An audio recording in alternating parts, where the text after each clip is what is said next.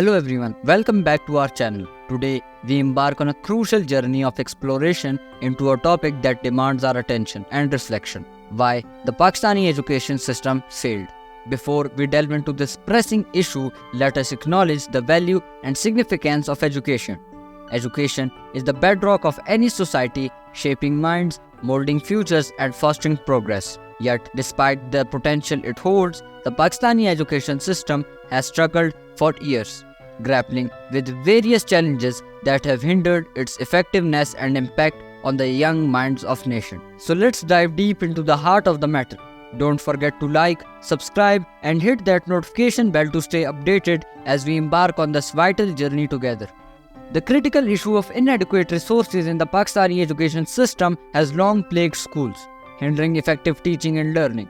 This shortage encompasses materials, facilities, and support systems necessary for a well-rounded education. Many schools lack textbooks, teaching materials, and access to modern technology, while poorly maintained classrooms further impede the learning experience.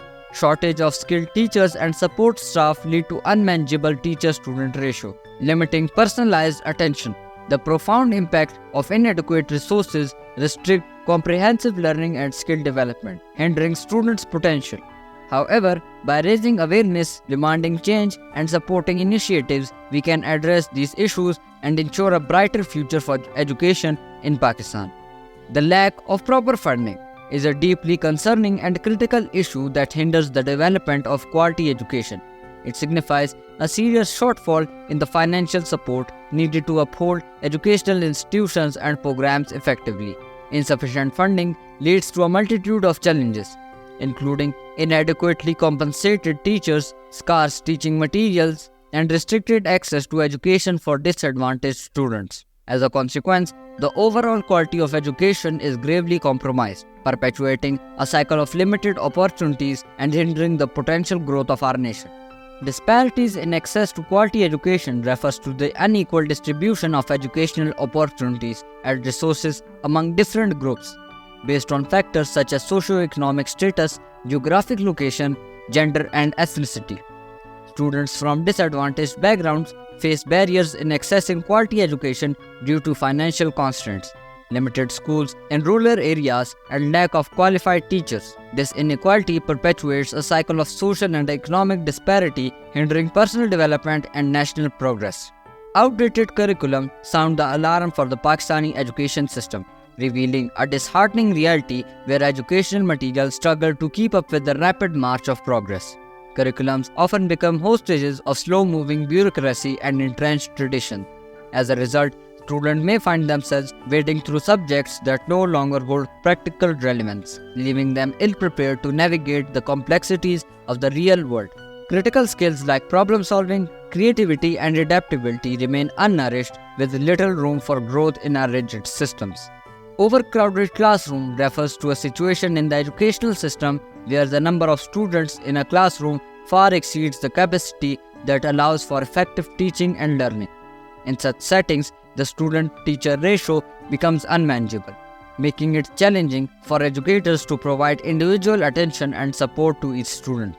Several factors contribute to overcrowded classroom, including limited resources and infrastructure, budget constraints, and an inadequate number of schools or classrooms to accommodate the growing student population. As a consequence, the learning environment becomes chaotic, and students may struggle to focus and engage in their studies.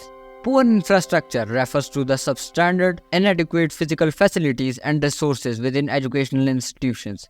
This includes factors such as poorly maintained school buildings, insufficient classrooms, lack of essential amenities like clean water and sanitation, and outdated or insufficient teaching equipment and technology. Socio-economic barriers are obstacles stemming from social and economic conditions that hinder access to education. They include financial constraints, unequal access to educational facilities, cultural norms, language barriers, limited learning resources, and discrimination. These barriers perpetuate inequality, limiting social mobility and hindering national development.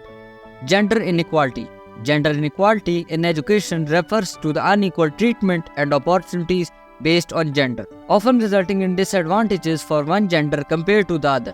It encompasses disparities in access to education, quality of education, subject choices, and discrimination within learning environments. Political interference refers to the involvement of political authorities in educational matters. It can have both positive and negative impacts on the education system. On the positive side, political leaders can shape policies, allocate funding, and drive educational reforms. However, negative consequences include nepotism, unstable policies, and potential influence on curriculums. Striking a balance is essential to ensure political involvement benefits education without compromising its integrity and autonomy. Thank you for joining me today as we delve into the critical issue of why the Pakistani educational system has faltered. If you found this video insightful, please consider liking and subscribing to the channel to stay updated on future content. Don't forget to hit the notification bell to receive timely updates. Thank you very much.